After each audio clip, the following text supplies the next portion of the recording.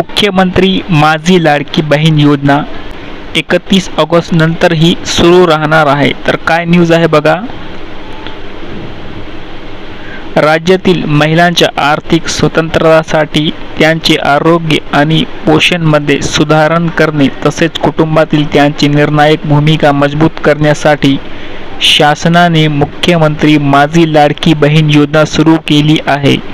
या योजनेअंतर्गत 31 ऑगस्ट 2024 पर्यंत अर्ज करणाऱ्या पात्र महिलांना जुलै आणि ऑगस्ट या 2 महिन्याचे प्रत्येक 1500 रुपये याप्रमाणे 3000 रुपये महिलांच्या खात्यात जमा होणार आहेत। विशेष म्हणजे 31 ऑगस्ट नंतर ही योजना सुरू राहणार आहेत। बघा काय लिहिलेलं आहे, 31 ऑगस्ट नंतर ही योजना सुरू राहणार आहे।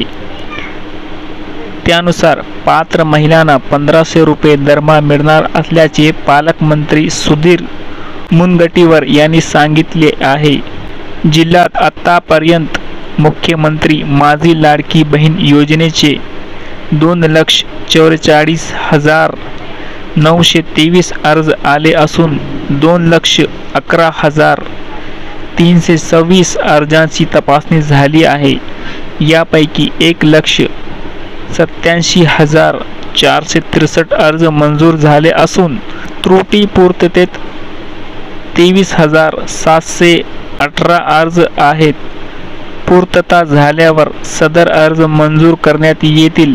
तसेच 2 दिवसात संपूर्ण अर्जाची तपासणी केली जाईल असे जिल्हाधिकारी विनय गौड़ा यांनी सांगितले है।